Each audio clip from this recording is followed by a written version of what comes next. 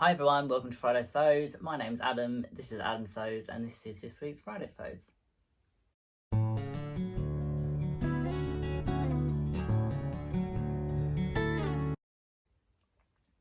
So, quite a lot has happened this week in the sewing room. I've been really busy. I did a few modifications to my cutting table.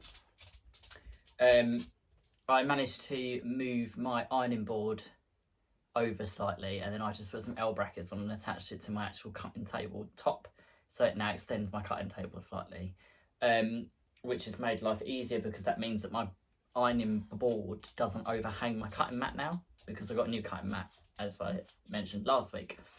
Besides that, I have had my lovely Zoom meeting on Wednesday, and I got to chat with Michelle from Michelle Sews again. She was available because she's been off work this week. So there was me, Carol from Sew Carol, Michelle from Michelle Sews again, and Trish from Pinky's Farm, and we had an absolute blast chatting away for a couple of hours, as we do on a Wednesday evening, putting the world to rights. And funnily enough, I don't think we spoke about sewing once the whole way through it.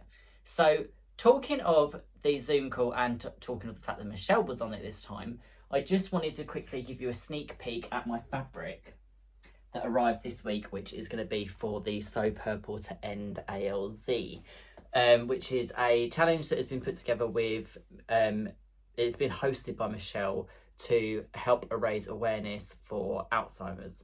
So I am going to quickly move this camera around because the lighting is terrible. That's better. And the fabric that I got is it's for mine and Michelle's collab, and it is a purple needle cord. So it's a baby needle cord. It's really nice fabric, and it is literally like Charlie and the Chocolate Factory, Willy Wonka purple trousers, purple. So I'm looking forward to getting my teeth sunk into that soon and cutting that out and making the collab that I'm working on with Michelle. I have seen her side of the collab for that already, part finished, and I am very excited. So besides that, I have got some beautiful chambray fabric that turned up this week because a really lovely lady contacted me and asked me if I would do a custom order for her, and she already had the pattern, so she sent me that, and it is going to be the Hattie dress by Merchant and Mills.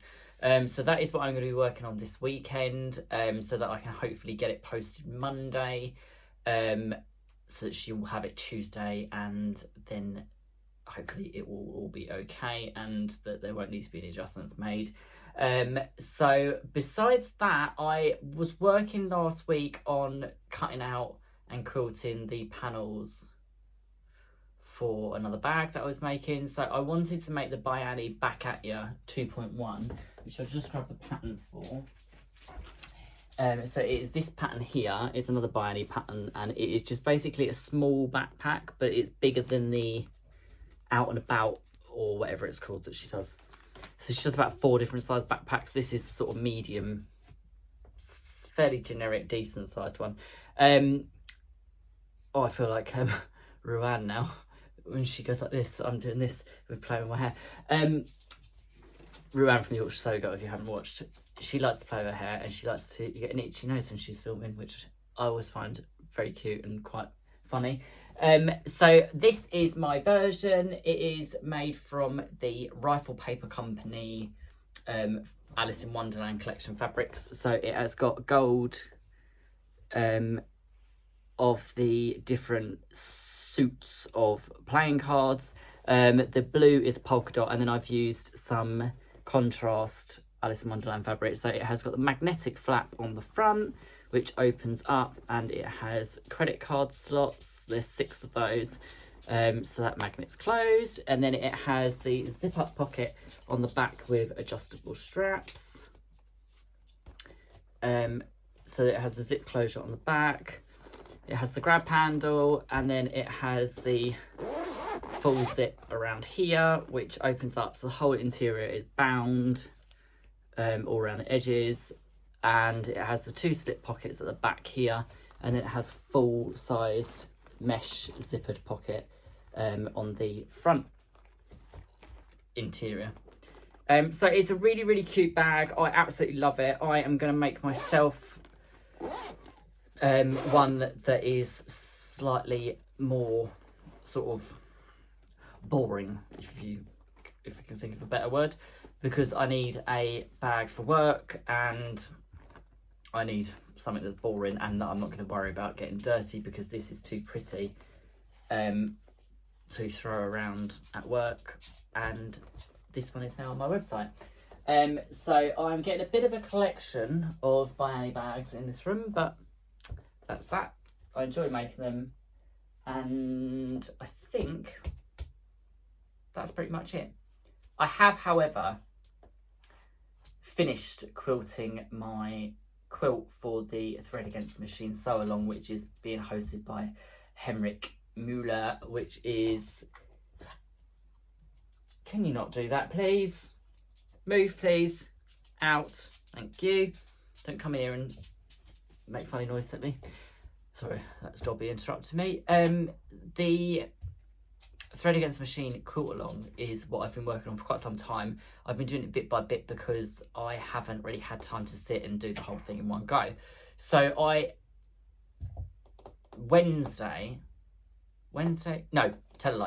Tuesday night, I thought to myself, right, I am going to load my quilt onto my quilting frame that I bought a few weeks ago. So I got it all loaded up, and then I thought, I'm just going to put my banana on it, because my Janome was playing up when I was testing it, and I thought, I'm just going to put my banana on it. I'm going to take it slow so it doesn't put too much strain on the machine. I'm going to put my banana stitch regulator on it, and I am just going to go slowly, take my time. Doesn't matter how long it takes. If it took me all day, it was going to take me all day. It didn't actually take me that long. The quilt frame is so much faster than doing it by hand, just under the machine and moving the whole quilt around. So I did a live of it on my Instagram. So if you're interested in viewing how that sort of process works, there is some live footage on there of me actually quilting it, and I quilted most of it on that live, and I think I was only live for about an hour and 45 minutes or something. So it goes to show how much quicker you can quilt a quilt with a frame versus moving it all around as is. So I will be putting a picture up of that sometime over the weekend. I want to get a video of me unrolling it in the garden so you can actually see the colours on it, because the pictures that I've got of it inside the house just don't do it justice, and it doesn't show the colours properly. Like these even look quite dull in here, because I just live in a really old property and the lighting's not great.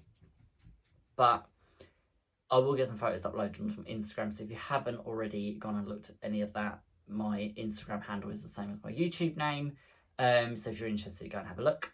And I am also taking over the Orifil Instagram this weekend, as far as I'm aware. So I have pre-plugged all of the information and stuff for that, so that will be going live tomorrow.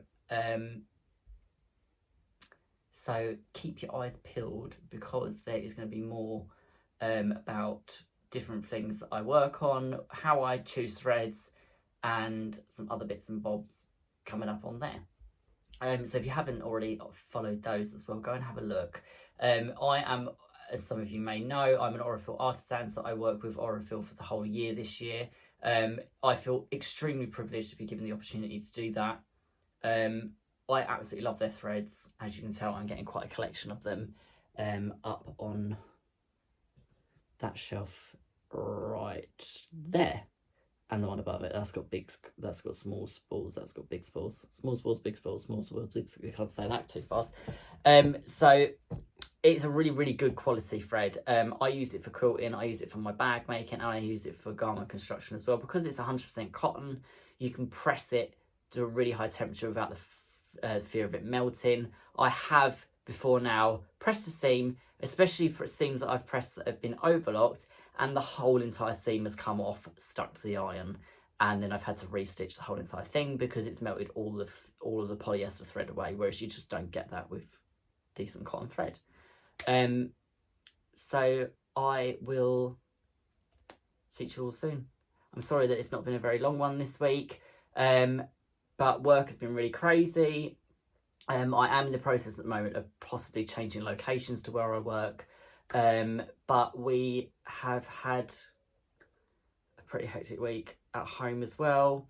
Luna has had another funny turn this week, which wasn't brilliant, but hopefully we can get to the bottom of that soon with the vet. We are on really good talking terms with them, and they are trialling quite a lot of different things with her to try and sort that out. Although saying that, she's the happiest dog that you could ever meet, really. I mean, even now she's just laying on my carpet next to my sewing chair. She spends most of the day in my sewing chair when I'm not here, because I always hear her jump off it because the wheels make a clinking noise when I come home. Besides that, I will insert a little picture as well. We went out for lunch last weekend, which we don't very often do because I work most weekends, so it was really nice. We sat outside a restaurant, we had a really nice salad each, and it was just really, really nice to be able to spend some time together and to enjoy the sun. So I will speak to you all soon. Thanks for coming by and watching, and I will talk to you later. Bye.